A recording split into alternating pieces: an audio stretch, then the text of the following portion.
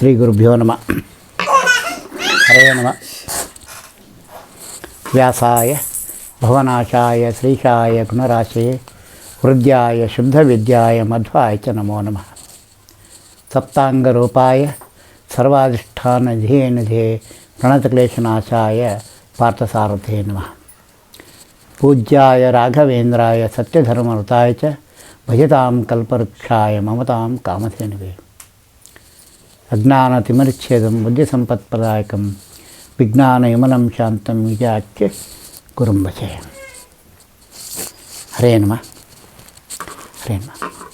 ಲಕ್ಷ್ಮೀ ಹೃದಯದಲ್ಲಿ ನಮಗೆ ಒಂದು ಜಿಜ್ಞಾಸ ಏನು ಅಂದರೆ, ಬ್ರಹ್ಮಸೂತ್ರ ಭಾಷೆದೊಳಗೆ ಓಂ ಅಥಾತೋ ಬ್ರಹ್ಮ ಜಿಜ್ಞಾಸ ಓಂ ಎಂಬ ಒಂದು ಸೂತ್ರ ಬರ್ತದೆ. ಅದ್ಭುತವಾದ ಮೊದಲೇ ಸೂತ್ರ. ಏನು ಜಿಜ್ಞಾಸ ಅಂತ ನಮಗೆ ಅರ್ಥ ಆಗ್ತಾ ಇಲ್ಲ. ಅದು ಅದ್ರಾಗ ಸಮನ್ವಯಾಧಿಕರಣ ಆನಂದಾಧಿಕರಣ ಅಂತ ಅಧಿಕರಣಗಳು ವ್ಯತ್ಯಾಸ ಭಾಳ ಬರ್ತಾವೆ. ಇದು ಬೇರೆ ಬೇರೆ ಬರ್ತಾವೆ.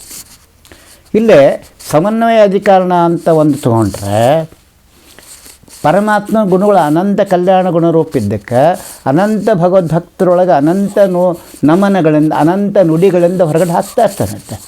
ಇಲ್ಲ ಲಕ್ಷ್ಮೀ ಹೃದಯದೊಳಗೆ ಗುರು ಜಗನ್ನಾಥದಾಸರು ಎಲ್ಲಿವರೆಗೆ ಹೋಗಿದ್ದಾರೆ, ಆ ಪರಮಾತ್ಮನ ಗುಣಗಳನ್ನು ಹೆಂಗೆ ತೊಗೊಂಡಿದ್ದಾರೆ ಎಂಬ ಮಾತನ್ನು ದಾಸರು ತಮ್ಮ ಇದರೊಳಗೆ ಹೇಳ್ತಾರೆ. ಸರ್ವ ಸಂಪದ ವೀವ ಲಕ್ಷ್ಮಿಯೇ, ಸರ್ವಭಾಗ್ಯ ವೀವ ದೇವಿಯೇ, ಸರ್ವಮಂಗಳ ವೀವ ಸರೋವರ ಸಾರ್ವಭೌಮಳೆ, ಸರ್ವಜ್ಞಾನ ವೀವ ಜ್ಞಾನಿಯೇ, ಸರ್ವಸುಖ ಫಲದಾಯಿ ಧಾತ್ರಿಯೇ, ಸರ್ವಕಾಲದಲ್ಲಿ ಭಜಿಸಿ ಬೇಡವೆ ಸರ್ವಪುರುಷಾರ್ಥ. ಇದು ನಾನು ಮೊದಲು ತೊಗೊಂಡಂಗೆ ಓಂ ಅಥಾತೋ ಬ್ರಹ್ಮ ಜಿಜ್ಞಾಸ ಓಂ ಅಂಬ ಮಾತಿಗೆ ಸ್ವಲ್ಪ ವಿಚಾರ ಮಾಡೋಣ. ಒಂದು ನಿಮಿಷಕ್ಕೆ ಸರ್ವ ಏನಪ್ಪ ಅಂದ್ರೆ ಸಂಪದ ಸರ್ವ ಭಾಗ್ಯ ಎಂಬ ಎರಡು ಶಬ್ದ ಪ್ರಯತ್ನ ಮಾಡೋರು. ಸಂಪತ್ತು ಅಂದ್ರೇನು? ಶಾಶ್ವತವಾದ ಕ್ಷರ ಮತ್ತು ಅಕ್ಷರ ಎರಡು ಸಂಪತ್ತು ಬರ್ತದೆ. ಈಗ ಕ್ಷರ ಸಂಪತ್ತನ್ನು ತಗೊಂಡು ಆಮೇಲೆ ಅಕ್ಷರ ರೂಪಳಾದಂಥ ಮಹಾಲಕ್ಷ್ಮಿಯ ಉಪಾಸನೆ ಮೋಕ್ಷವನ್ನು ನಾನು ಪ್ರಾಪ್ತಿ ಮಾಡ್ಕೋಬೇಕು.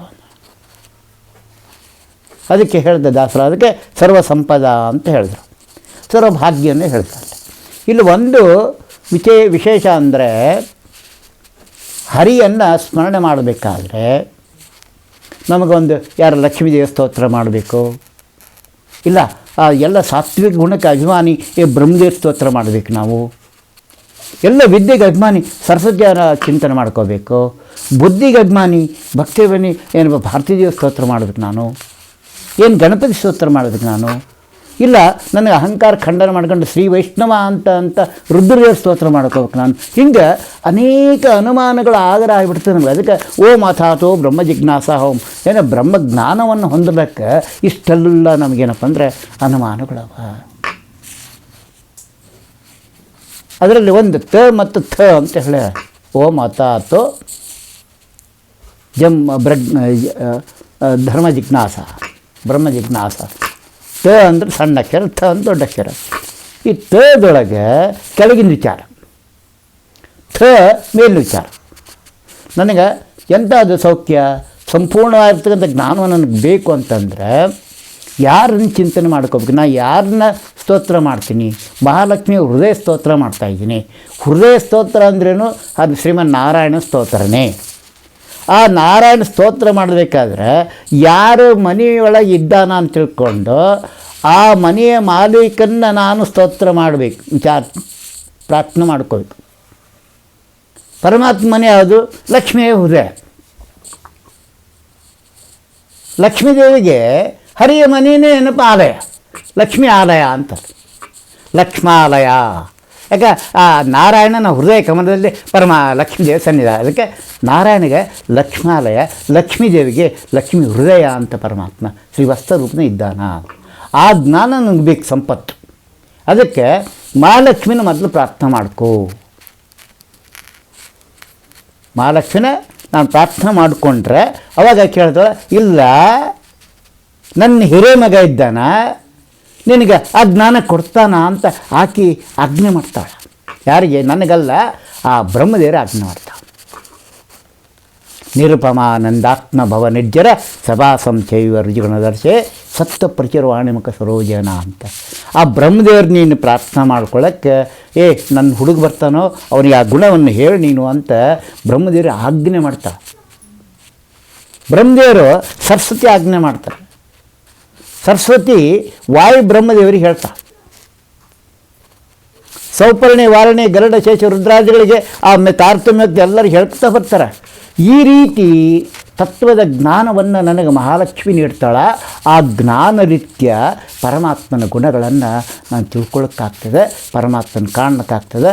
ಅದಕ್ಕೆ ಸಂಪೂರ್ಣವಾಗಿರ್ತಕ್ಕಂತಹ ಆಲಯ ಯಾವುದು? ಆ ಲಕ್ಷ್ಮಾಲಯ ಎಂಬುದು ಜ್ಞಾನದಿಂದ ಕೂಡಿದಂಥದ್ದು. ಯಾವ ದೇಹ ಲಕ್ಷ್ಮಾಲಯ ಆಗ್ತದೋ ಅಲ್ಲಿ ಹರಿ ಬಂದು ವಾಸ ಮಾಡ್ತಾನೆ. ಲಕ್ಷ್ಮಾಲಯ ಅಂದ್ರೇನು? ಲಕ್ಷ್ಮೀ ಜ್ಞಾನ ಸಿಂಧು ಮ ಲಕ್ಷ್ಮೀ, ಮ ಅಂದರೆ ಜ್ಞಾನ, ಮಧ್ವ ಅಂದ್ರೆ ಒಂದು ಎರಡು ಈಶ ದಾಸತ್ವ ಅಂಬೋದು. ಈಗ ನಮ್ಗೆ ದಾಸತ್ವ ಕೊಟ್ಟವ್ರು ಯಾರು ಮಾಡಿದರು ಅಂದರೆ ಲಕ್ಷ್ಮಿನ ಮತ್ತು ದಾಸತ್ವ ಬರೋದು. ಅದನ್ನು ನಮ್ಮ ಇವರು ಮಾಡ್ತಾರೆ, ವಾಯುದೇವರು ಮಾಡ್ತಾರೆ, ಪ್ರಾಣದೇವರು. ಪರಮಾತ್ಮ ಪ್ರತಿಬಿಂಬಾದ ಕಾರಣ ಮುಖ್ಯ ಪ್ರಾಣದೇವರು ಹರಿಯ ಸೇವೆಯನ್ನು ಮಾಡ್ತಾರೆ. ಅಂದ್ರೆ ನನಗೆ ವಾಯುದೇವರ ಅನುಗ್ರಹ ಪಾತ್ರ ನಾನು ಆಗಬೇಕಾದ್ರೆ ಲಕ್ಷ್ಮೀದೇವಿಯ ಅನುಗ್ರಹ ಅತ್ಯಂತ ಅವಶ್ಯದ. ಇದನ್ನು ವಾದಿರಾಜ ಪ್ರಭುಗಳು ತಾವೇ ಸ್ವತಃ ಮುಂದೆ ವಾಯುಪದಿಗೆ ಬರ್ತಕ್ಕಂಥ ಗುರುಗಳು ಅದನ್ನು ಸಂಸ್ಕೃತದಲ್ಲಿ ಮಾಡಿದ್ದನ್ನು ನಮ್ಮ ಗುರು ಜಗನ್ನಾಥರಾಯರು ಕನ್ನಡೀಕರಿಸಿ ನಮ್ಗೆ ಹೇಳಿಕೊಟ್ರು. ಅದಕ್ಕೆ ಏನಂತಾರೆ? ಸರ್ವ ಸಂಪದ ವೀವ ದೇವಿಯೇ, ಸರ್ವ ಭಾಗ್ಯ ವೀವ ದೇವಿಯೇ, ಸರ್ವ ಮಂಗಳ ವೀವ ಸುರವರ ಸಾರ್ವಭೌಮಳೆ. ಎಲ್ಲ ಬ್ರಹ್ಮಾದಿ ಸಕಲ ದೇವತೆಗಳಿಂದ ಪೂಜ್ಯನೀಯ ಪೂಜಕ ಹೊಂದಂಥ ಮಹಾಲಕ್ಷ್ಮಿ ಎಲ್ಲ ದೇವತೆಗಳಿಗೆ ವರವನ್ನು ನೀಡ್ತಕ್ಕಂಥಕಿ, ಎಲ್ಲ ದೇವತೆಗಳಿಗೆ ಮಾಧ್ಯ ಆದಂಥ ಮಹಾಲಕ್ಷ್ಮಿ, ನಿನಗೊಂದು ನಮಸ್ಕಾರ ಮಾಡ್ತೀನಿ, ನನಗೆ ಈ ತತ್ವ ಚಿಂತನೆ ತೋರಿಸಿಕೊಡು. ಎಂಥ ಅದ್ಭುತ ಮಾತಿದು. ಇಡೀ ಮಧ್ವ ಸಿದ್ಧಾಂತದ ಮೂಲ ಸಾರ ಇದರೊಳಗೆ ಕೊಟ್ಟುಬಿಟ್ಟಿದ್ದಾರೆ. ಆಚಾರು ಇದನ್ನೇ ಚತುಶ್ಲೋಕಿ ಭಾಗವತ ಯಾರಿಗೆ ಹೇಳಿದ್ರು? ಇವರು ವೇದವ್ಯಾಸದೇವರು ಬರ್ಕೊಂಡ್ರು. ಇವರು ಹೈಗ್ರೀದೇವರು ಬ್ರಹ್ಮದೇವರಿಗೆ ಏಕಶ್ಲೋಕಿ ಭಾಗವತ ಹೇಳಿದ್ರು. ಆ ಏಕಶ್ಲೋಕಿ ಭಾಗವತ ವಿಸ್ತಾರ ಮಾಡಿ ವೇದವ್ಯಾಸರು ಏನಪ್ಪ ಅಂದರೆ 12 ಸರ್ಗ ಮಾಡಿಕೊಟ್ರು. ಅದರಂತೆ ಮಹಾಲಕ್ಷ್ಮಿ ಏನಪ್ಪ ಒಂದೇ ಹೇಳ್ತಾಳೆ, ಏನು? ಜಗದುದರನ ಅತಿ ವಿಮಲ ಗುಣರೂಪಗಳನ್ನು ಆಲೋಚನದಿ ಭಾರತ ನಿಗಮ ತತಿಗಳು ಅತಿಕ್ರಮಿಸಿ, ಎಷ್ಟು ಅದ್ಭುತ ಮಾತು! ಇಡೀ ಜಗತ್ತನ್ನೇ ತನ್ನ ಉದರದಲ್ಲಿಟ್ಟುಕೊಂಡಂಥ ನನ್ನ ಗಂಡನ ಮಹಿಮೆಯನ್ನು, ಹೇ ಬ್ರಹ್ಮ ಚತುರ್ಮುಖ, ನೀನು ನನ್ನ ಭಕ್ತರಿಗೆ ನನ್ನ ಮಕ್ಕಳಿಗೆ ನೀನು ಉಪದೇಶ ಮಾಡು, ಇದು ನನ್ನ ಅನುಗ್ರಹ ನಿನಗಿರ್ತದ ಅಂತ ಆಶೀರ್ವಾದಪೂರ್ವಕವಾಗಿ ಅನುಗ್ರಹ ಮಾಡಿ. ಈ ಭಾಗ್ಯ ನಾನು ಪಡಿಬೇಕಾದ್ರೆ ಆ ಲಕ್ಷ್ಮಿಯ ಅನುಗ್ರಹಕ್ಕೆ ಪಾತ್ರ ಆಗಬೇಕು. ಆ ಲಕ್ಷ್ಮಿ ಅನುಗ್ರಹಕ್ಕೆ ಪಾತ್ರ ಆದರೆ ಹರಿ ಒಲಿತಾನ, ಕಲ್ಯಾಣ ಆಗ್ತದ ಅಂತ. ಏನು ಕಲ್ಯಾಣ ಇದು ಅಂದರೆ, ಶ್ರೀನಿವಾಸ ಕಲ್ಯಾಣಕ್ಕೆ ಲಕ್ಷ್ಮಿನ ಕರ್ಕೊಂಬರ್ಲಿಕ್ಕೆ ಮಿತ್ರರಾಮಗೆ ಸೂರ್ಯನ ಕಳಿಸಿದ್ದ. ಲಕ್ಷ್ಮಿ ಹೆಣ್ಮಕ್ಳು ಭಾಳ ಚಿಟ್ಟಿ ಆವತ್ತು, ಅಪ್ಪ ನಿನಗೇನೆ ಹಿಂಗೆ ಬಂದ್ಬಿಟ್ರೆ ಇನ್ನು ನಾನು ಹೋದ್ರೆ ಬಡ್ದು ಬಿಟ್ಟಾಳೆ, ಏನು ಮಾಡಲ ಅಂದರೆ, ನಿಂಗೆ ಗೊತ್ತಿಲ್ಲೋ ಆಕೆ ಹೃದಯ ಚಿತ್ರ ಮಾಡು. ಯಾವುದೇ ಹೆಣ್ಣಿಗೆ ತನ್ನ ಆಕೆ ಗಂಡನ ಹೊಗಳಿದ್ದು ಹೋಗ್ಬಿಟ್ರೆ ಆಕೆ ಭಾಳ ಖುಷಿಯಾಗ್ಬಿಡ್ತಾಳಂತೆ. ಆ ಗುಟ್ಟನ್ನು ಕಿವಿಯಾಗಿ ಹೇಳಿ ಕಳಿಸಿದ್ರೆ ಅದನ್ನ ಹೇಳ್ತಾ ಹೋಗ್ಬಿಟ್ಟಲ್ಲಿ. ಅಯ್ಯೋ ನಾನು ಇದನ್ನೆಲ್ಲ ಮರ್ತು ಬಿಟ್ಟಿದ್ದೆ, ನಾನೇ ಇಷ್ಟೆಲ್ಲ ಹೇಳಿದ್ದೆ, ನಾನೀಗ ಹೋಗ್ಬೇಕಂತ ಬಂದು ಕುತ್ಕೊಂಡು ಏನು ಮಾಡಿದ್ಲು? ಶ್ರೀನಿವಾಸ ಕಲ್ಯಾಣ ಮಾಡಿದ್ಲು. ಶ್ರೀನಿವಾಸ ಕಲ್ಯಾಣ ಅಂದ್ರೇನು ನಮಗೆ ವಿಶೇಷವಾಗಿ ಅಂದರೆ, ಶ್ರೀ ಎಂದ ಇಂದ್ರಿಯಗಳು, ಅಲ್ಲಿ ಕಲ್ಯಾಣ ಅಂದರೆ ಯಾವ ಇಂದ್ರಿಯದೊಳಗೆ ಯಾವ ಆಕಾಶ ರಾಜನ ಮಕ್ಕಳ ಅಂತ ಆಕಾಶದಲ್ಲಿರ್ತಕ್ಕಂಥ ಶಬ್ದಗಳನ್ನು ಆ ಇಂದ್ರಿಯಾಭಿಮಾನಿ ದೇವತೆ ಅಂತರ್ಯಾಮಿ ಇರ್ತಕ್ಕಂತಹ ಬಿಂಬಕ್ಕೆ ಕಲ್ಯಾಣ ಮಾಡಿದ್ಲು. ಆ ಲಕ್ಷ್ಮಿ ಈ ನಮ್ಮ ಹೃದಯದಲ್ಲಿ ಬಂದು ಕೂತ್ಕೊಂಡ್ಳು, ನಮ್ಮ ಹೃದಯದಲ್ಲಿ. ಆಕೆ ಬಂದು ಕೂತ್ಕೊಂಡ ಮೇಲೆ ಆ ಬಿಂಬ, ಅಯ್ಯೋ ನಾನು ಹೆಂಡ್ತಿ ಬಂದ ಅಂತ ಬಂದ್ಬಿಟ್ಟ ಶ್ರೀನಿವಾಸ. ಇದು ಹೇಳ್ರಿ, ಹೆಂಡ್ತಿ ಬಂದ್ಲು ಅಂತ ಬಂದ. ಲಕ್ಷ್ಮಿ ಬಂದ ತಕ್ಷಣ ಎಷ್ಟು ನಾಟಕ ಆಡಿದ ಶ್ರೀನಿವಾಸ ಗೊತ್ತಾ? ಬ್ರಹ್ಮನ ಒಂದು ಕಡೆಗೆ ಹನುಮಪ್ಪನ ಹಿಡ್ಕೊಂಡು ಮೇಲೆ ಕೈ ಹಾಕಿ, ಇಲ್ಲ ನಂಗೆ ಜ್ವರ ಬಂದ್ಬಿಟ್ಟು ನಂಗೆ ಸುಸ್ತಾಗಿದೆ ಅಂತ ಎಷ್ಟು ಗುಳಾಡಿಕೆಂತ ಬರ್ತಾನೆ. ಯಾವಾಗ ಬಂದ ತಕ್ಷಣ ಬಾ ನಿನ್ನ ಹಣ ಬರ ಕಣ್ಣಿಲ್ವಾ ಅಂತೇಳಿ ಲಕ್ಷ್ಮಿ ಬಾಗಲ ಕುಡಿಸಿ ಎಣ್ಣೆ ಹಚ್ಚಿ ಎಷ್ಟು ವೈಭವದಿಂದ ಕಲ್ಯಾಣ ಮಾಡ್ತಾಳೆ. ಹಂಗೆ ನನ್ನ ಸಕಲ ಇಂದ್ರಿಯದಲ್ಲಿರ್ತಕ್ಕಂಥ ಇಂದ್ರಿಯಾಭಿಮಾನಿ ದೇವತೆಗಳ ದ್ವಾರ ನಮಗೇನಪ್ಪ ಆ ಭಾಗ್ಯವನ್ನು ನಮ್ಗೆ ಕೊಡ್ತಾಳೆ. ಸರ್ವಭಾಗ್ಯ ಇದು ನನಗೆ ಮೂಡಿಸಕ್ಕಂಥ ವಿಚಾರ. ಯಾರು ಈ ರೀತಿ ಉಪಾಸನೆಯನ್ನು ಲಕ್ಷ್ಮೀ ಹೃದಯದಲ್ಲಿ ಮಾಡ್ಕೊಂಡು ಹೋಗ್ತಾರೆ, ಭಾಳ ವ್ಯಾಪ್ತದ ಇದು, ಭಾಳ ಡೆಪ್ತದ. ಲಕ್ಷ್ಮಿಯನ್ನು ಈ ರೀತಿ ಉಪಾಸನೆ ಮಾಡಿಕೊಂಡಾಗ ಮಾತ್ರ ಗೊತ್ತಾಗ್ತದೆ ಆ ಲಕ್ಷ್ಮಿ. ಅದು ಇದನ್ನೇ ಎಲ್ಲಿ ಹೇಳ್ತಾರೆ ಪುರಂದಾಸರು ಅಂತ ನಾನು ಮೊನ್ನೆದ್ರಾಗ ಹೇಳಿದ್ದೇನೆ. ಏನಪ್ಪ ಅಂದ್ರೆ, ಸಾಧು ಸಜ್ಜನರ ಪೂಜೆ ವೇಳೆಗೆ ಮಜ್ಜಿಗೆ ಒಳಗಿನ ಬನ್ನೆಯಂತೆ ಭಾಗ್ಯದ ಲಕ್ಷ್ಮಿ ಬಾರಮ್ಮ. ಅಂದರೆ ಮಜ್ಜಿಗೆ ಎಂಬುದು ಯಾವುದಂದ್ರೆ ಮನಸ್ಸಿನ ಗಡಿಗೆ ಇದು ಲೌಕಿಕ ಏನಪ್ಪ ರಾಜಸ ತಾಮಸದಿಂದ ಕೂಡಿದಂಥದ್ದು ಹುಳಿ ಮೊಸರಾಗಿರ್ತದೆ. ಅದನ್ನು ಕಟ್ಟಿಬೇಕು, ಮನಸ್ಸನ್ನು ಕಟ್ಟಿಬೇಕು. ಕಟ್ಟಿದ್ರೆ ಏನಾಗ್ತದೆ, ಆ ಬೆಣ್ಣೆ ಬರ್ತದೆ. ಆ ಬೆಣ್ಣೆನೇ ಏನಪ್ಪ ಅಂದರೆ, ಆ ಬೆಣ್ಣೆಗೆ ಅಭಿಮಾನಿ ಯಾರು? ಮಧ್ವರು, ಆಚಾರ ಮಧ್ವರು, ವಾಯುದೇವರು. ಆ ಕ್ರಿಯೆ ಮಾಡ್ತಂತಕ್ಕೆ ಮನಸ್ಸಿನಾಗ ಬಂದು ಕೂತ್ಕೊಂಡು ಲಕ್ಷ್ಮಿ ಆ ಮನಸ್ಸನ್ನು ಮಂಥನ ಮಾಡ್ತಾಳೆ. ಆವಾಗ ಯಾರು ರತಿ ಹುಟ್ಟುತ್ತದೆ, ನನಗೆ ಭಗವಂತನಲ್ಲಿ ರತಿ ಹುಟ್ಟುತ್ತದೆ. ಅಲ್ಲಿವರೆಗೂ ನಮ್ಗೆ ಅವಿದ್ಯೆ ಆಯಿತು, ವಿದ್ಯಾಪಂಚಕ ಒಲಿತದಲ್ಲೇ. ಉತ್ತಮ ದೃಷ್ಟಿ, ಉತ್ತಮ ಶ್ರವಣ, ಉತ್ತಮ ವಾಕ್ಸೇವೆಯನ್ನು ಮಾಡ್ತಕ್ಕಂಥ ಧೀಶಕ್ತಿ ಯಾರ್ಯಾರು ಕೊಡ್ತಾಳೆ ಅಂದರೆ, ಅಲ್ಲೇ ವಿವಸ್ಸನ್ನಾಮಕ ಸೂರ್ಯಗೆ ಮತ್ತು ದಶದಿಕ್ ದೇವತೆಗಳಿಗೆ, ವಾಕ್ಯ ಅಭಿಮಾನಿ ಇರ್ತಕ್ಕಂಥ ಅಗ್ನಿಗೆ ಮತ್ತು ನಾಲಿಗೆ ಅಭಿಮಾನಿ ಇರ್ತಕ್ಕಂಥ ವರ್ಣಗೆ ಅದ್ಭುತವಾದ ಶಕ್ತಿಯನ್ನು ಕೊಟ್ಟು ತನ್ನ ಗಂಡನ ಮಹಿಮೆಯನ್ನು ತಾನೇ ಹೇಳಿಸ್ತಾ, ತಾನೇ ಕೇಳ್ತಾ, ತಾನೇ ಆತನ ರೂಪವನ್ನು ನೋಡ್ತಾ ಅದರ ಅನುಭವವನ್ನು ನನಗೆ ಕೊಡ್ತಾಳೆ. ಇದು ಏನಪ್ಪ, ನತಿಪೆ ವಿಜ್ಞಾನದಿ ಸಂಪದ ಮತಿ ನಿರ್ಮಲ ಚಿತ್ರ ವಾಕ್ಪದ ತತಿ ನೀಡುವ ಜನಗೆ ಸರ್ವಗುಣಪೂರ್ಣೆ. ಮತಿಗೆ ಆ ಜ್ಞಾನವನ್ನು ಕೊಡ್ತಾಳೆ. ಆ ಜ್ಞಾನ ಕೊಡಬೇಕಾದ್ರೆ ಏನಾಗ್ತದೆ ಅಂದ್ರೆ, ಅದಕ್ಕಿಂತ ಪೂರ್ವದೊಳಗೆ ನಮ್ಗೆ ವಾಸನೆ ಇರ್ತದೆ. ಅನಂತ ಕೋಟಿ ಜನ್ಮ ಎತ್ತು ಬಂದೀವಲ್ಲ ನಾವು. ಈ ಜನ್ಮಕ್ಕೆ ಗುರುಜನ್ನಾಸರ ಅನುಗ್ರಹದಿಂದ, ನನಗೆ ನಮ್ಮ ಪರಂಪರಾ ಗುರುಗಳ ಅನುಗ್ರಹದಿಂದ ಏನಾಯಿತು, ಲಕ್ಷ್ಮಿಯ ಒಳಗಿನ ರಹಸ್ಯ ನಂಗೆ ಗೊತ್ತಾಗ್ತಾ ಇತ್ತು. ಇದು ಗೊತ್ತಾದ ಮೇಲೆ ನನಗೆ ಯಾವುದು ಅದೆಲ್ಲ ನಂಗೆ ತೋರಿಸ್ಕೊಡ್ತಾ ಇದ್ದೀನಿ ಶ್ರವಣದಿಂದ. ಲಕ್ಷ್ಮೀದೇವಿ ಹುಚ್ಚ, ಇಷ್ಟನ್ನು ತಿಳ್ಕೊಂಡಿದ್ದು ಬೇರೆ, ಇವುದು ಬೇರೆ, ಇದು ರೂಪ ನೋಡಿ ನೀನು ಅಂತ ಹೇಳ್ತಾರೆ. ಹೇಳಿ ನನಗೆ ಆ ಜ್ಞಾನವನ್ನು ಕೊಡ. ಅಲ್ಲಿವರೆಗೂ ಇರ್ತಕ್ಕಂಥ ವಾಸನ ಆಗಲ್ಲ. ನನ್ನ ನಾಸಿಕದಲ್ಲಿರ್ತಕ್ಕಂಥ ಯಾರು ನಾಸದ್ರಸ್ಸರು ಮತ್ತು ವಾಮನ ಏನು ಮಾಡ್ತಾನೆ, ಸಕಲ ಇಂದ್ರಿಯಗಳು ಏನಾಗ್ಯವ ಆ ದೈತ್ಯರ ವಶ ಆಗಿಬಿಟ್ಟಿರ್ತವೆ, ಬಲಿ ಚಕ್ರವರ್ತಿ ವಶ ಆಗಿರ್ತವೆ. ಅದನ್ನೆಲ್ಲ ಬಿಡಿಸಿ ಆ ಬ್ರಾಹ್ಮಣ ಅಂದರೆ ಯಾರು, ಬ್ರಹ್ಮದೇವರಿಗೆ ಕೊಡ್ತಾರೆ. ಬ್ರಹ್ಮದೇವರು ಅದಕ್ಕೆಲ್ಲ ಸತ್ವಗುಣ ಪರಿಚಯರಾಗ್ತಾನೆ. ಇದು ವಿಶೇಷವಾಗಿರ್ತಕ್ಕಂಥ ಅಲ್ಲೇ ಬ್ರಾಹ್ಮಣರಿಗೆ ಕೊಟ್ಟ ಅಂತ ಹೇಳ್ತಾರೆ. ಯಾರು? ವಾಮನ. ಇಲ್ಲ, ಬ್ರಾಹ್ಮಣ ಯಾರು? ಬ್ರಹ್ಮನೇ. ಬ್ರಹ್ಮ ಚತುರ್ಮುಖ ಬ್ರಹ್ಮ. ಆತಗೇನಪ್ಪ ಅಂದರೆ ಈ ದೇಹದ ಸಂಪೂರ್ಣ ಇದನ್ನು ಲಕ್ಷ್ಮೀದೇವಿ ಕೊಡ್ತಾಳೆ, ಶಾಸ್ತ್ರವನ್ನು ಕೊಟ್ಟು. ಆ ಜ್ಞಾನ ಅದ್ಭುತವಾದ ಉಪಾಸನೆ ಮಾಡಲಿಕ್ಕೆ ಹಸ್ತಳ. ಇದು ಯಾರು ಉಪಾಸನೆಯನ್ನು ಮಾಡ್ಕೊಂಡು ಹೋಗ್ತಾರೆ ಅವರಿಗೆ ಸರ್ವ ಜೀವರ ಹೃದಯವಾಸಿನಿ. ಸರ್ವ ಜೀವರಂದರೆ ಯಾರ್ಯಾರಿಲ್ಲ ನಮಗೆ. ಇನ್ನೊಬ್ಬರ ಬಗ್ಗೆ ಬೇಡ, ನನ್ನೊಳಗೇ ಯಾವುದು ಪಂಚಕರ್ಮೇಂದ್ರಿಯ, ಪಂಚಜ್ಞಾನೇಂದ್ರಿಯ, ಒಂದು ಮನಸ್ಸು 11 ಇಂದ್ರಿಯಗಳದು, 51 ಅಜಾದ ರೂಪಗಳದು, 24 ತತ್ವಾಭಿಮಾನ ದೇವತೆಗಳಾದರು. ಇವರೆಲ್ಲರ ಒಳಗಿರ್ತಕ್ಕಂಥ ಸರ್ವಜೀವರ, ಅವರೆಲ್ಲ ಇರ್ತಕ್ಕಂಥ ಸರ್ವಜೀವರಲ್ಲಿ ಲಕ್ಷ್ಮೀ ದೇವಿ ಏನಾಗ್ತಾಳೆ, ವಾಸಿ ಆಗ್ತಾಳೆ. ಸರ್ವ ಜೀವರ ಹೃದಯವಾಸಿನಿ. ಅವಾಗ ಏನಾಗ್ತದೆ, ನನಗೆ ಎಲ್ಲ ಇಂದ್ರಿಯಗಳಲ್ಲಿ ಆಗ್ತಕ್ಕಂಥ ಕಾರ್ಯ ಲಕ್ಷ್ಮಿ ತನ್ನ ಗಂಡನ ವೈಭವವನ್ನು ಹೊಗಳ್ತಾ ಹೋಗ್ತಾಳೆ. ಅದೇ ಜ್ಞಾನ ಬರ್ತದೆ.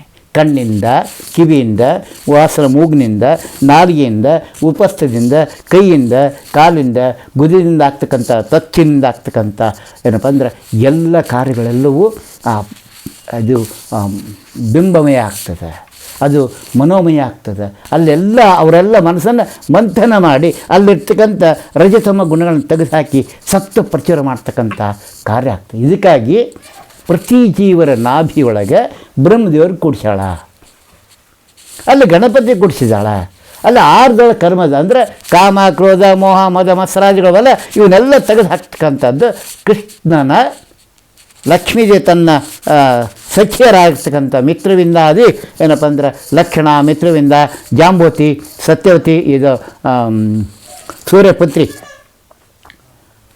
ಸತ್ಯಭಾಮ ಇವರೆಲ್ಲರ ಸಹಿತವಾಗಿ ಅಲ್ಲಿ ಕುತ್ಕೊಂಡು ಆ ಪ್ರದ್ಯುಮ್ನ ಉಪಾಸನೆ ಮಾಡಿ ಉತ್ತಮ ಕರ್ಮವನ್ನು ನಮ್ಮ ಇಂದ್ರಿಯಗಳಿಂದ ಮಾಡಿಸ್ತಾಳೆ ಪರಮಾತ್ಮ. ಇದು ಆ ಲಕ್ಷ್ಮೀ ಹೃದಯದಲ್ಲಿ ವಿಶೇಷವಾಗಿ ಇಟ್ಟಂಥ ಕಾರ್ಯ. ಇದು ಲಕ್ಷ್ಮಿಯ ಅಂತಃಕರಣ. ಅಂದರೆ ಸಕಲ ಜೀವರ ಹೃದಯವಾಸಿನಿ ಅಂದರೆ ಇವು ಎಲ್ಲ ಇಂದ್ರಿಯಾಭಿಮಾನ ದೇವತೆ ಇದ್ದಾರೆ. ಯಾರು? ಕಾಲಲ್ಲಿ ಜಯಂತ ಇದ್ದಾನೆ, ಜಯಂತನ ಹೃದಯದಲ್ಲಿ ವಾಸನೆ ಆಗಿದ್ದಾಳಾಕಿ. ಕೈಯಲ್ಲಿ ದಕ್ಷ ಇದ್ದಾನೆ, ದಕ್ಷನ ಹೃದಯದಲ್ಲಿ ವಾಸನೆ ಆಗಿದ್ದಾಳಾಕಿ. ಸರ್ವ ಜೀವರು ಇವರೆಲ್ಲ. ಕಣ್ಣಲ್ಲಿ ನಾಮಕ, ಈ ದಶದಿಗ್ದೇವಳ ಕಿವಿಯಲ್ಲಿ, ಇವು ಕಣ್ಣಲ್ಲಿ, ಮೂಗಿನಲ್ಲಿ, ಬಾಯಲ್ಲಿ ಇರ್ತಕ್ಕಂಥ ಎಲ್ಲ ದೇವತೆಗಳ ಒಳಗೆ ಹೃದಯವಾಸಿನಿ. ಅದಕ್ಕೆ ಸರ್ವಜೀವರ ಹೃದಯವಾಸಿನಿ ಅಂತ ಹೇಳ್ಬಿಟ್ಟು. ಅಲ್ಲಿ ಎಲ್ಲಿ ಲಕ್ಷ್ಮಿ ಇದ್ದಾಳೋ, ಎಲ್ಲಿ ಕಮಲಜಿ ಇದ್ದಾಳೋ ಅಲ್ಲಿ ನಾರಾಯಣ ಬಂದು ಕೂಡ್ತಾನ. ನಾರಾಯಣ ಏನಾಗ್ತಾನೆ? ಆ ಜೀವರ ಬಿಂಬ ಅಲ್ಲಿ ದರ್ಶನ ಆಗ್ತದೆ. ನನಗೆ ದಿವ್ಯಾಪರೋಕ್ಷ ಆಗ್ತದೆ. ಆ ಎಲ್ಲ ಇಂದ್ರಿಯಗಳ ಏನು ದೋಷದ ಎಲ್ಲ ತೊಳ್ಕೊಂಡು ಹೋಗ್ತದೆ. ಏನಪ್ಪ ಅಂದರೆ, ಒಂದು ದೊಡ್ಡ ಹಳ್ಳ ಬಂತು ಅಥವಾ ನದಿ ಬಂದಾಗ ಆ ನದಿಯೊಳಗೆ ಇರ್ತಕ್ಕಂಥ ಕೆಸರು ಇರ್ತದಲ್ಲ, ಅದೆಲ್ಲ ಹೆಂಗೆ ಬಿಟ್ಟು ಓಡಿ ಹೋಗ್ತದೋ, ಕಟ್ಕೊಂಡು ಹೋಗ್ತದೋ, ಹಂಗೆ ಅನಂತ ಜನ್ಮದ ಕೋಡೆ ಕಟ್ಟಿದಂಥದ್ದು, ಅನಂತ ಜನ್ಮದಿಂದ ವಿಷಯ ವಾಸನೆ ಕೂಡಿರ್ತಕ್ಕಂಥ ಎಲ್ಲವನ್ನು ತೆಗೆದಾಕ್ತದೆ. ಯಾಕಂದರೆ ಬಂಧ ಮೋಕ್ಷ ಎರಡೂ ನಮ್ಮ ಇಂದ್ರಿಯಗಳೇ. ಪಂಚಕರ್ಮೇಂದ್ರಿಯ ಪಂಚಜ್ಞಾನಿಗಳು ನನಗೆ ಮೋಕ್ಷಕ್ಕೆ ಬೇಕಾರಣ, ಏನಪ್ಪ ಬಂಧನಕ್ಕೆ ಬೇಕಾರಣ, ಮೋಕ್ಷಕ್ಕೆ ಬೇಕಾರಣ. ಈ ಕಾರ್ಯ ಮಹಾಲಕ್ಷ್ಮಿ ಮಾಡ್ತಾಳ. ಮಹಾಲಕ್ಷ್ಮಿ ಏನು ಮಾಡ್ತಾಳೆ? ಇದನ್ನ ಹಸ್ತಾಳೆ. ಇನ್ನು ಕೆಳಗಿಂದ ಜ್ಞಾನ ಭಕ್ತಿ ಮಾಡ್ಬೇಕಂದ್ರೆ ವಾಯುದೇವರಿಗೆ ಹೇಳ್ತಾಳೆ, ನೀನು ಇಲ್ಲೆಲ್ಲ ಕುತ್ಕೊಂಡು ಇವ್ರು ಸಾಧನೆ ಮಾಡಿಸು. ಯಾಕಂದರೆ ಇದು ಕೆಳಗಿನವರಿಗೆ ಅಸುತಂತ್ರದ ಇಂದ್ರಾದಿ ಸಕಲ ದೇವತೆಗಳಿದ್ದಾರಲ್ಲ, ಅವ್ರಿಗೆ ನನ್ನ ಆಜ್ಞೆಯಿಂದ ನೀನು ಆ ಕೆಲಸ ಮಾಡು ಅಂತ. ಯಾರು? ನನ್ನ ದೇಹದೊಳಗೆ 3 ಲೋಕಕ್ಕೆ ಒಡೆಯನಾಥ ಇಂದ್ರ, ಜೀವಾಭಿಮಾನಿ ಇಂದ್ರ. ಏಕೆ ಪ್ರತಿಯೊಂದು ಜೀವರಲ್ಲೂ ಹೋಗಿ ಆಯಾ ಜೀವರ ಬಿಂಬದಲ್ಲಿ ತಾನು ಆ ಕಮಲದಲ್ಲಿ ವಾಸ ಆಗಿದ್ದು ಆಯಾ ಜೀವರಲ್ಲೆಲ್ಲ ಭಕ್ತಿ ಮಾರ್ಗವನ್ನು ಮೂಡಿಸ್ತಾಳ. ಪರಮಾತ್ಮ ಗುಣಗಳನ್ನು ಯಾವ್ಯಾವ ಜೀವರಾಶಿಗಳು ಯಾವ ಗುಣೋಪಾಸನೆ ಮಾಡಬೇಕು ಆ ಎಲ್ಲ ಗುಣೋಪಾಸನೆಯನ್ನು ಲಕ್ಷ್ಮಿ ಅಲ್ಲೇ ಪ್ರೇರಕಳಾಗ್ತಾಳ. ಹರಿಯ ಗುಣದಿಂದ, ಹರಿಯ ಆಜ್ಞೆಯಿಂದ, ಹರಿಯ ಇಚ್ಛೆಯಿಂದ ಶ್ರೀ ಲಕ್ಷ್ಮಿ ಅವರವರ ಮನಸ್ಸಿನೊಳಗೆ ಪ್ರಕಟ ಆಗ್ತಾಳ ಅಂದರೆ ಅವರ ಯೋಗ್ಯತೆ ಸಾಧನಾ ಮೇಲೆ ತಾವು ದರ್ಶನ ಆಗ್ತದೆ. ಲಕ್ಷ್ಮೀದೇವಿದು ಶಂಖ ಚಕ್ರ ಗದಾ ಪದ್ಮಧಾರೆಗೆ ಬಂದಿರ್ತಾಳೆ ಲಕ್ಷ್ಮೀದೇವಿ. ಶ್ವೇತ ಇದನ್ನಿಟ್ಕೊಂಡಿರ್ತಾಳೆ, ಸೀರೆ ಉಟ್ಕೊಂಡಿರ್ತಾಳೆ. ಆಗ ಆಕಿನ ಬೇಕು ಯಾವ್ದಾರು ತೊಗೊಂಡು ಹೋಗ್ಬೋದು. ದೊಡ್ಡ ಏನಪ್ಪ ಅಂದರೆ ಮಡಿ ಹಂಚಿರ್ತದಲ್ಲೇ. ಆ ಭಕ್ತಿಯ ಪರಾಕಷ್ಟೇ ಅದ್ಭುತವಾಗಿರ್ತದೆ. ಇದನ್ನು ನಮ್ಮ ಇವ್ರು ಹೇಳ್ತಾರೆ, ಯಾರು? ಶೇಷದಾಸರು. ನೀನು ಅವತ್ತು ಬಂದಿದ್ದಿ, ನನಗೆ ಗೊತ್ತಾಗಲಿಲ್ಲ. ಅದೇ ಗೋಪಾಲದಾಸರು ಲಕ್ಷ್ಮೀ ದರ್ಶನ ಅಂತ. ನೀನು ಯಾರು ಇಂದ್ರಾಣಿಯೋ, ನೀನು ಯಾರು ಗೊತ್ತಾಗಲಿಲ್ಲ ನನಗೆ, ಮನುಷ್ಯನ ಆಧಮನಾದ ಕಾರಣ ನನಗಿದೇನು ಗೊತ್ತಾಗಲಿಲ್ಲ, ನೀನು ಲಕ್ಷ್ಮೀದೇವಿ ಅಂತ. ಅಂದ್ರೆ ತನ್ನ ಗಂಡನ ಉಪಾಸನೆ ಮಾಡ್ತಕ್ಕಂಥವ್ರನ್ನ ಲಕ್ಷ್ಮಿ ಹುಡುಕಿ ಮುಂದೆ ಅನುಗ್ರಹ ಮಾಡ್ತಾಳೆ ಅಂಬೋದು ನಮ್ಮ ಗುರು ವಿಜಯರಾರ ಮಾತು, ಸಿದ್ಧಾಸರ ಮಾತು. ಗೋಪಾಲದಾಸರು ಏನಪ್ಪ ಹೇಳ್ತಾರೆ? ಇಂದು ಮುಖಿ ನಿನ್ನ ಸಂದರ್ಶನ ಆನಂದವಾಯಿತು ಅಂತ ಹೇಳ್ತಾರೆ. ಒಂದೊಂದು ಭಗವದ್ಭಕ್ತರ ಲಕ್ಷ್ಮೀದೇವಿ ಉಪಾಸನೆ ಯಾವ ರೀತಿ ಮಾಡಿದರು ಅದನ್ನು ನಾವು ತಿಳ್ಕೊಂಡ ಮಾತ್ರ ಈ ಲಕ್ಷ್ಮಿ ಸರ್ವ ಸಂಪದ ವೀವ ದೇವಿಯೇ, ಸರ್ವ ಭಾಗ್ಯ ವೀವ ದೇವಿಯೇ, ಏನು ಸರ್ವಜೀವರ ಹೃದಯವಾಸನೆ, ಸರ್ವ ಸಾರ ಸುಭಕ್ತಿ ಸರ್ವ ವಿಷಯದ ಹರಿಯನೇ ದಾರಿದ್ರ್ಯ ಸೇವಕವ, ತರೇನೇ ನೀನು ಅಜ್ಞಾನ ತಿಮಿರವ, ಇರಿಸು ತತ್ಪದ ಪದ್ಮ ಮನೋದರ ಮಧ್ಯದಲ್ಲಿ. ಲಕ್ಷ್ಮೀದೇವಿ ಏನು ಮಾಡ್ತಾಳೆ? ಆಕೆ ಇಚ್ಛಾ ಬಂತಂದ್ರೆ ಕಣ ಮಾತ್ರದಲ್ಲಿ 100 ಬ್ರಹ್ಮದಲ್ಲಿ ಚೇಂಜ್ ಮಾಡ್ತಾಳೆ. ಇದು ಮುಂದೆ 15 ಶ್ಲೋಕದಲ್ಲಿ ಬರ್ತದೆ, ನೀವು ಕೇಳಬೇಕು. ಬೊಮ್ಮ ಎಣ್ಣೆಯ ಫಣಿಯ ಫಲಕದಿ ಹಮ್ಮಿನಿಂದಲೇ ಬರೆದ ಲಿಪಿಯನ್ನು ಅಮ್ಮ ಅದನ್ನು ತಡೆದು ನೀ ಬರೀ ಬೇರೆ ವಿಧದಿಂದ ಅಂತ ಹೇಳ್ತಾರೆ.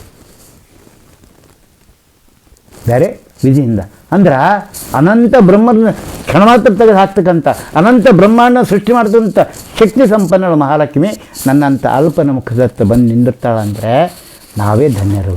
ಅಂದರೆ ಪರಮಾತ್ಮ ಎಷ್ಟು ಅಂತಃಕರಣದ ನಮ್ಮ ಮೇಲೆ. ಬರೀ ಲಕ್ಷ್ಮೀ ಹೃದಯ ಪಾರಾಯಣ ಮಾಡಿ ಇಷ್ಟು ಅನುಗ್ರಹ ಆಗ್ತದೆ ಅಂದಮೇಲೆ ಇನ್ನು ಲಕ್ಷ್ಮೀದೇವಿಯ ಮಾತನ್ನು, ಹರಿಯ ಗುಣಗಳನ್ನು ನಾನು ಸ್ವತಃ ಕುತ್ಕೊಂಡು ಚಿಂತನೆ ಮಾಡಿಕಂತ ಕೂತ್ಕೊಂಡಾಗ ಆ ತಾಯಿ ಸರ್ವವ್ಯಾಪ್ತ.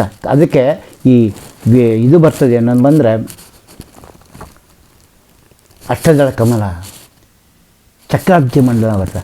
ಆ ಎಲ್ಲ ಅಪ್ರಾಕೃತವಾಗಿರ್ತಕ್ಕಂಥ ಕಮಲಗಳು ಈ ದೇಹದಲ್ಲಿಟ್ಟು ಅಪ್ರಾಕೃತ ರೂಪದಿಂದ ಒಳಗಡೆದ್ದು ಅಪ್ರಾಕೃತವಾದ ಹರಿಯ ರೂಪವನ್ನು, ಲಾಳಕಾಯನನ್ನು, ಪ್ರಾಜ್ಞನನ್ನು, ಏನಪ್ಪ ಅಂದರೆ ಯಾರೋ ಪ್ರಾಜ್ಞ, ವಿಶ್ವ, ತೈಷ, ಪ್ರಾಜ್ಞ, ತುರ್ಯ ಈ ರೂಪಗಳಿಂದ ಒಳಗಡೆ ನೋಡೋದ್ರಿಂದ ಮತ್ತು ಮನಸ್ಸಿಗೆ ದೇಹಕ್ಕೆ ಅಭಿಮಾನಿ ಅಂತ ಮೂಲೇಶನಾಗಿ ಒಳಗಡೆ ಕೂತ್ಕೊಂಡು ಈ ದೇಹಕ್ಕೆ ತಾನೇ ಬಿಂಬನಾಗಿ ಕೂತ್ಕೊಂಡು ಅಲ್ಲಿ ಲಕ್ಷ್ಮಿ ಏನಪ್ಪ ಅಂದರೆ ಪ್ರಾದೇಶಿಕ ನಾಮಕನಾಗಿ ಕೂತ್ಕೊಂಡಲ್ಲಿ ಲಕ್ಷ್ಮೀನಾರಾಯಣ ರೂಪದಿಂದ ಇಡೀ ದೇಹದ ಸಂಪೂರ್ಣ ಕರ್ಮವನ್ನು ಮಾಡ್ತಾ ಇದ್ದಾಳೆ. ಜೊತೆಗೆ ಆ ಎಲ್ಲ ಲಕ್ಷ್ಮಿಯ ಎಲ್ಲ ಕಮಲಗಳ ಉಪಾಸನೆಯನ್ನು ಸಹಿತ ಇದ್ದು ನಮಗೆ ರಕ್ಷಣೆ ಮಾಡ್ತಾಳೆ. ಅದು ಕಮಲದಲ್ಲಿ ಏನಂದರೆ ಒಂದೊಂದು ದಳದಲ್ಲಿ ಒಂದೊಂದು ಏನಪ್ಪ ಗುಣಗಳಿಂದ ಉಪಾಸನೆ ಪರಮಾತ್ಮ ಮಾಡ್ತಾಳೆ ಲಕ್ಷ್ಮಿ. ಆ ಜ್ಞಾನ ನಾವು ಯಾರೂ ಮಾಡೋದಿಲ್ಲ, ನಾವು ಬರೀ ಮಾಡೋ ನೋಡಿ ಸಂತೋಷ ಪಡ್ಬೇಕಂತ. ಪದ್ಮಪುರಾಣದಲ್ಲಿ ದಾನದ ಮಹಿಮಾ ಬರ್ತದೆ. ಅದರೊಳಗೆ ಏನಂದ್ರೆ ತಿಲದಾನ ಅಂತದೆ. ಇಷ್ಟಿಟ್ಟು ಕರ್ಮ ಮಾಡ್ಬೇಕು, ಅಷ್ಟು ಹಾಕ್ಲಿಕ್ಕೆ ಆಗ್ತದೆ ನಮಗೆ. ಒಂದೊಂದು ಆಕಳಕ್ಕೆ ಅದಕ್ಕೆ ಇದ್ರ ಮೇಲೆ 4 ಬಂಗಾರದ ಮೂರ್ತಿಗಳನ್ನ ಇಡಬೇಕು, ಸುತ್ತರದ ಮೇಲೆ ಬಂಗಾರದ ಕಲಿ ರೂಪ ಇಡಬೇಕು. ಅದು ಇಷ್ಟು ದೊಡ್ಡದೇನಪ್ಪ ಅಂದರೆ ಎಳ್ಳನ್ನು ಹಾಕಬೇಕು. ಅದನ್ನು ಎಷ್ಟು 40 ಚೀಲನೋ ಏನೋ ಹಾಕ್ತಾರೆ, ಅಷ್ಟು ಹಾಕಿ ಅದ್ರ ಮೇಲೆ ಇಟ್ಟು ಅದು ದಾನ ಕೊಡಬೇಕು. ನಾವು ಮಾಡೋದು ಬೇಡ, ಅವರು ದಾನ ಮಾಡೋರು ನೋಡಿ ಸಂತೋಷ ಪಡ್ಬೇಕು. ಅದರಂತೆ ನನಗೆ ಸಾಧನೆ ಮಾಡೋದು, ನಾನು ಅಸಂತಂತ್ರ, ನನಗೆಲ್ಲೋ ಬಂಧನಕ್ಕೆ ಹಾಕ್ಯಾಳ ಪರಮಾತ್ಮ. ಮಾಡ್ತಕ್ಕಂಥ ದೇವತೆಗಳನ್ನು ನನ್ನ ಜೊತೆಗಿಟ್ಟಿದ ಹರಿ. ಇದು ವಿಶೇಷ. ಲಕ್ಷ್ಮಿಯಲ್ಲಿ ಉಪಾಸನೆ ಅಂದರೆ ತಾಯಿ ಅಪ್ಪ ನನ್ನ ಒಳ ಬಂಧನ ಹಾಕ್ಯಾನ, ಅವ್ರು ಒಂದು ಸಂತೋಷ ಪಡಬೇಕು. ನಿನ್ನ ಮಕ್ಕಳನ್ನು, ನನ್ನ ಹಿರಿಯರೆಲ್ಲ ನನ್ನ ಜೊತೆಗೆ ಇಟ್ಟಿದ್ದಾನೆ. ಅವ್ರು ಸಾಧನೆ ಮಾಡೋದನ್ನು ನೋಡೋ ಭಾಗ್ಯ ನನಗೆ ಕೊಟ್ಟಿಯಲ್ಲ, ಕೇಳೋ ಭಾಗ್ಯ ನನಗೆ ಕೊಟ್ಟಿಲ್ಲ, ಅವ್ರು ಸ್ತೋತ್ರ ಮಾಡೋ ಭಾಗ್ಯ ನನಗೆ ಕೊಟ್ಟಿಲ್ಲ. ಇದೋ ನಾನು ಶರಣ ಬಂದೀನಿ ಅಂತ ಒಂದು ಸ್ತೋತ್ರ ನಾನು ಮಾಡಿದರೆ ಲಕ್ಷ್ಮಿಗೆ ಅದ್ಭುತ ಆನಂದ ಆಗ್ತದೆ. ಅಯ್ಯೋ ಎಷ್ಟು ಸ್ವಲ್ಪಕ್ಕೆ ಈ ಹುಡುಗಿ ಇಷ್ಟು ಸಂತೋಷ ಪಡ್ತಾನೆ ಅಂದರೆ ಇನ್ನು ಮುಕ್ತಿಯೊಳಗೆ ಎಷ್ಟು ನಮ್ಮನ್ನು ಕೊಂಡಾಡಬೇಡ. ಇದು ಲಕ್ಷ್ಮಿಯ ಕಾರುಣ್ಯ. ಅದಕ್ಕೆ ಹೇಳಿದ ದಾಸರಾಯರು, ತರಿಯನಿ ದಾರಿದ್ರ್ಯೋಶವ ಅಂದರೆ ಆ ದಾರಿದ್ರ್ಯ ಇದ್ದದ್ದಕ್ಕೆ. ಯಾವ ದಾರಿದ್ರ್ಯ? ಅಜ್ಞಾನ ಎಂಬೋ ದಾರಿದ್ರ್ಯ. ನಮಗೆ ಹುಡುಕಿದೆಲ್ಲ ಜ್ಞಾನ. ಕಾರ್ತೊಳಗೆ ಜ್ಞಾನ ಅದ, ಲಗ್ನ ಮಾಡ್ಕೊಳ್ಳೋದು ಚಲೋ ಅದ, ಗಂಡ ಜಗಳ ಆಡೋದು ಚಲೋ ಅದ, ಮಕ್ಕಳು ತಗೊಳ್ಳೋಕೆ ಬರ್ತದೆ, ಅವರು ಬಂಗಾರ ತಂದು ತೊಗೊಂಡಿಲ್ಲ ಅವ್ರು ಹತ್ತಂದ್ರೆ ಐತಾರೆ, ಇವೆಲ್ಲಕ್ಕೂ ಜ್ಞಾನ ಅದ. ಆದರೆ ಹರಿಯ ನಾಮಸ್ಮರಣೆ ಮಾಡಲಿಕ್ಕೆ ದಾರಿದ್ರ್ಯ ಅದ ನಮಗೆ. ಯಾಕೆ ದಾರಿದ್ರ್ಯ ಬಂತು? ಅದನ್ನ ಕೊಡಲಿಲ್ಲ ಲಕ್ಷ್ಮಿ ಅಂದರೆ ನಾನು ಲಕ್ಷ್ಮೀ ದೇವಿನ ವಿಸ್ಮರಣೆ ಮಾಡಿಕೊಂಡಿದ್ದೀನಿ. ಲಕ್ಷ್ಮಿ ಒಬ್ಬಕ್ಕಿನಲ್ಲ ವಿಸ್ಮರಣೆ ಆದ್ದು, ಲಕ್ಷ್ಮಿ ಹೃದಯದಲ್ಲಿರ್ತಕ್ಕ ನಾರಾಯಣ ಸಹಿತ ಏನಪ್ಪ ವಿಸ್ಮರಣೆ ಮಾಡ್ಕೊಂಡಿದ್ದೀನಿ. ಅದಕ್ಕೆ ಈ ಸ್ಥೂಲ ಶರೀರದೊಳಗೆ ಸಂಪೂರ್ಣವಾಗಿ ದೈತ್ಯರ ಆವೇಶ ಆಗಿದೆ. ಎಷ್ಟು ಜನ್ಮ ಆಗಿತ್ತು ಅನ್ನೋ ಗೊತ್ತಿಲ್ಲ. ಈಗ ಅದೇ ಅಹಂಕಾರದಲ್ಲಿ ತುಂಬಿದ್ದು ನಾವು. ಆ ಲಕ್ಷ್ಮಿ ಅನುಗ್ರಹ ಆಯಿತು, ಇವತ್ತು ನನಗೆ ಈ ಜ್ಞಾನ ಹೊರಡೆ ಬರ್ತಾ ಇದೆ ಎಂಬ ಒಂದು ಉಪಾಸನೆ ನಮ್ಮಲ್ಲಿ ಬರ್ತದೆ. ಇದಕ್ಕಾಗಿ ಏನಪ್ಪ ಅಜ್ಞಾನ ತೆಗೆದು ಹಾಕಬೇಕು. ಮನದ ಅರಸಿ ಎಲ್ಲರ ಮನಸ್ಸಿನೊಳಗೆ ಆ ತನ್ನ ಭಗವಂತನ ಕೂಡಿಸ್ಕೊಂಡು ಏನಪ್ಪ ಅಂದರೆ ವಿಶೇಷ ಅನುಗ್ರಹ ಮಾಡ್ತಾಳೆ. ಅಂಬ ಎನಗೆ ಪ್ರಸನ್ನಳಾಗಿ ತುಂಬಿಸೂಸುವ ಪರಮಕರ್ಣ ವ್ಯಂಬ ಪೀಯೂಷ ಕರ್ಣವ ತುಂಬಿದ ದೃಷ್ಟಿ ತುದಿಯಿಂದ ಅಂಬುಜಾಕ್ಷೆ ನೋಡಿ ಎನ ಮನೆ ತುಂಬಿಸೇಗಲೆ ಧಾನ್ಯ ಧನಗಳ ಹಂಬಲಿಸುವನ ಪಾದ ಪಂಕಜೆ ನೈಪ್ಯ ಅನವರತ. ಅಂಬೆ ಏನು ಕೇಳ್ತಾರೆ ದಾಸರಾಯರು? ಅಂಬಾ ನೀನೇನೋ ಪ್ರಸನ್ನಳಾಗು. ಯಾಕೆ ಪ್ರಸನ್ನಳು ಅಂದರೆ ಅಮ್ಮನ ಮರ್ತುಬಿಟ್ಟಿನಿ. ಅದಕ್ಕೆ ಹೇಳ್ತಾರೆ, ಬಾಲಕನ ಕಲಭಾಷೆ ಜನನೂ ಕೇಳು ಸುಖಪಡುವಂತೆ. ನಾನು ಮರ್ತಿದ್ರಮ್ಮ ಸತ್ಯವಾಗಿ ಹೇಳು, ನೀನನ್ನು ಮರ್ತೀಯ. ಲೌಕಿಕದಾಗ ಒಂದು ಮಗ ಆಡ್ತದಂತ ಆ ತಾಯಿ ಇರ್ಬೇಡಪ್ಪ ಹರಕತ್ತದ ಭಾಳ ಕಿರಿಕಿರಿ ಕೊಡ್ತದೆ ಅಂತೇಳಿ ಸುಮ್ಮನೆ ನೋಡ್ತಾಳೆ. ಆದರೂ ಅಲ್ಲಿ ಕೆಲಸ ಮಾಡ್ತಾ ಮಗ ಆಡ್ತದನ್ನು ಬಂದು ನೋಡ್ತಾಳೆ. ಆ ರೀತಿ ನಾನು ಎಲ್ಲಿ ಬೀಳ್ತೀನೇನೋ, ಎಲ್ಲಿ ಏನು ಮಾಡ್ತೀನೇನೋ ಅಂತ ಪ್ರತಿ ಕ್ಷಣದಲ್ಲಿ ನಾನು ನೋಡ್ತಾ ಬಂದೀಯ. ಯಾವಾಗ ನನಗೆ ಅಮ್ಮ ಸಾಕಮ್ಮ ಅಂತ ನಾನು ಹೇಳಕ್ಕೆ ಚಾಲು ಮಾಡ್ತೀನೋ ಆವಾಗ ನೀನು ಸ್ವತಃ ಬಂದು ನನ್ನ ಎತ್ತಿಕೊಂಡೇನಪ್ಪ ಅಂದ್ರೆ ಮುದ್ದು ಕೊಟ್ಟು, ನನಗೇನಪ್ಪ ಅಂದರೆ ಹೊಟ್ಟೆ ಕೊಟ್ಟು, ಹೊಟ್ಟಿಗಂದ್ರೇನೋ ಇದು ಜ್ಞಾನ ಕೊಟ್ಟು, ನೆತ್ತಿ ಕೊಟ್ಟು ಅನಂತ ಜನ್ಮದ ದೋಷವನ್ನು ನಿವಾರಣೆ ಮಾಡಿ ಯಾವುದೋ ಜನ್ಮ ಉಪಾಸನೆ ಮಾಡಿದಂಥದ್ದು ಜ್ಞಾನವನ್ನು ನಮ್ಗೆ. ಅದಕ್ಕೆ ಅಂಬ ಎನಗೆ ಪ್ರಸನ್ನಳಾಗಿ ಯಾಕೆ ಪ್ರಸನ್ನ ಆಗಬೇಕು? ವಿಸ್ಮರಣೆಯಿಂದ ಆದಂಥ ದೋಷ ಮನ್ನಿಸು. ತುಂಬಿಸು ಸುಭ ಪರಮಕರ್ಣ ವ್ಯಂಬ ಪೀಯೂಷ ಏನಪ್ಪ ಕರ್ಣವ ತುಂಬಿದ ದೃಷ್ಟಿ ತುದಿಯಿಂದ. ಪೀಯೂಷ ಅಂದ್ರೆ ಸುಧೆ, ಅಮೃತ. ಆ ನಿನ್ನ ದೃಷ್ಟಿ ನನಗೆ ಹೆಂಗಿರಬೇಕು? ಆ ಅಮೃತದ ಚಿಂಚನಂತೆ ಇರಬೇಕು ನನ್ನ ಮೇಲೆ. ಅಮೃತ ಸಿಂಚನ ಬಂತು ಅಂದರೆ ನನಗೆಲ್ಲ ದೃಷ್ಟಿ ಹೋಗ್ತದೆ. ಅಂಥ ದೃಷ್ಟಿ ನನಗೆ ಕೊಡು. ಅಂಬುಜಾಕ್ಷಿ ನೋಡಿಯೇನ ಮನಿ. ಯಾವುದು ಮನಿ? ನನ್ನ ಮನಸ್ಸಮ್ಮ ಮನೆ. ನನ್ನ ಮನಸ್ಸು ಯಾವುದು? ಒಳಗಿನ ಮನಸ್ಸಿಗೆ ನೋಡ್ಬೇಕು. ನಾನು ಈ ಮನಸ್ಸೆಲ್ಲ ಸ್ವಚ್ಛ ಮಾಡಿದೆ ಅಂದರೆ ನೀನು ನೋಡಿಬಿಟ್ರೆ ನನ್ನ ಮನಸ್ಸೆಲ್ಲ ಶುದ್ಧ ಆಗ್ತದೆ. ಯಾಕಂದರೆ ಈ ದೇಹ ನಂದು, ಈ ಇಂದ್ರಿಯಗಳು ನನ್ನವು, ಈ ಮನಸ್ಸು ನಂದು ಅಂತ ಅಜ್ಞಾನದಿಂದ ಆಚರಣೆ ಮಾಡಿದ್ರೆ ಅದೆಲ್ಲ ಮೈಲಿಯಾಗಿದೆ. ನೀನು ನೋಡೋದೆಲ್ಲ ಶುದ್ಧ ಆಗ್ತದೆ. ಆವಾಗ ಆ ಅರ್ಜುನಿಗೆ ಶ್ರೀಹರಿ ಹೆಂಗೆ ಕೊಟ್ಟಿದ್ದ ವಿಶೇಷವಾಗಿರ್ತಕ್ಕಂಥ ಚರ್ಮಚಕ್ಷು ಬೇಡ, ದಿವ್ಯಚಕ್ಷು ಕೊಡ್ದಂಥ ಆ ವಿಶ್ವರೂಪವನ್ನು ದರ್ಶನ ಕೊಟ್ಟ. ಅದ್ರಾಗ ನನ್ನ ಮನಸ್ಸರೊಳಗೆ ಎಲ್ಲ ಜ್ಞಾನವನ್ನು ನೀನು ತೋರಿಸ್ತೀಯಾ. ಆ ದೃಷ್ಟಿಯಿಂದ ನನಗೆ ನೋಡಿರ್ತಕ್ಕಂಥ ಜ್ಞಾನವನ್ನು ಕೊಡ್ತೀಯ. ಅಂಬುಜಾಕೆ ನೋಡಿ ನನ್ನ ಮನೆ ತುಂಬಿಸಿ ಈಗಲಿ, ಈಗ ತುಂಬಿಸಿ ಅನ್ನೋ ಆ ಜ್ಞಾನ ತುಂಬಿಸ್ತಾನೆ. ಆ ಜ್ಞಾನ ಮುಂದೆ ಯಾವುದೋ ಜನ್ಮ ಬಂದರೆ ನನಗೆ ಬರ್ತದೆ. ಈ ಬಂಗಾರ ಬೆಳ್ಳಿ ತೊಗೊಂಡೋದ್ರೆ ಇದು ಜನ ಬಿಟ್ಟು ಹೋಗ್ತದೆ, ಮುಂದೆ ಬರೋ ತೊಗೊಂಡು ಕಸ್ಕೊಂಡು ತಿಂದುಬಿಡ್ತಾರೆ ಅವ್ರು. ಆದರೆ ಈ ನನ್ನ ಮನಸ್ಸಿನೊಳಗೆ ತುಂಬಕ್ಕಲ್ಲ ಜ್ಞಾನ, ಆ ಜ್ಞಾನ ಉತ್ತಮ ಆಗ್ತಕ್ಕಂಥ ಜ್ಞಾನ.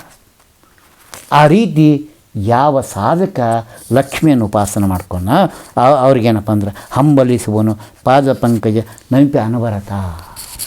ಏನು ನಿನ್ನ ಪಾದಕ್ಕೆ ಪಂಕಜಕ್ಕೆ, ನಿನ್ನ ಪಾದ ಕಮಲಿಗೆ ನಾನು ಸಾಷ್ಟಾಂಗ ನಮಸ್ಕಾರ ಹಾಕ್ತೀನಿ. ನನಗೇನಪ್ಪ ಅಂದರೆ ಉತ್ತಮವಾದ ಜ್ಞಾನವನ್ನು ಕೊಡು. ನನಗೆ ನಿನ್ನ ಪರಿವಾರ ದೇವತೆಯನ್ನು ಸ್ತೋತ್ರ ಮಾಡ್ತಕ್ಕಂತಹ ಏನಪ್ಪ ಅಂದರೆ ವಾಕನ್ನು ಕೊಡು, ಶಬ್ದವನ್ನು ಕೊಡು. ನಿನ್ನ ಪರಿವಾರದವ್ರು ಸ್ತೋತ್ರ ಮಾಡ್ತಕ್ಕಂಥ ಶ್ರವಣ ಶಕ್ತಿಯನ್ನು ಕೊಡು. ಅವರ ಪಾದ ಪಂಕಜವನ್ನು ನೋಡ್ತಕ್ಕಂತಹ ಏನಪ್ಪ ಜ್ಞಾನವನ್ನು ಕೊಡು, ದೃಷ್ಟಿಯನ್ನು ಕೊಡು ನೀನು ನನಗಂತ ಹೇಳ್ತಾ ಗುರು ಜಗನ್ನಾಥದಾಸರು ಲಕ್ಷ್ಮೀವೃತದಲ್ಲಿ 8ನೇ ಶ್ಲೋಕ ತನಕ ವಿಶೇಷವಾಗಿ ಚಿಂತನೆ ಮಾಡಿಕೊಂಡಿದ್ದಾರೆ. ಇದರ ಮುಂದಿನ ಚಿಂತನೆಯನ್ನು ಮತ್ತು ನಾಳೆ ನೋಡೋಣ ಅಂತ ಹೇಳ್ತಾ ಇವತ್ತಿನ ಈ 4 ಶಬ್ದಗಳನ್ನು ಅಸ್ಮದ್ ವಿಮೂರ್ತಿ ಅಂತ ಸೀತಾಪತಿ ಶ್ರೀ ಮೂಲ ರಾಮಚಂದ್ರದೇವ ಸಮರ್ಪಣೆ ಮಾಡೋಣ. ಭಾರತೀಯ ರಮಣ ಮುಖ್ಯ ಪ್ರಾಣಾಂತ ಶ್ರೀ ಕೃಷ್ಣಾರ್ಪಣವಸ್ತು. ಹರೇ ನಮಃ, ಹರೇ ನಮಃ, ಹರೇ ನಮಃ.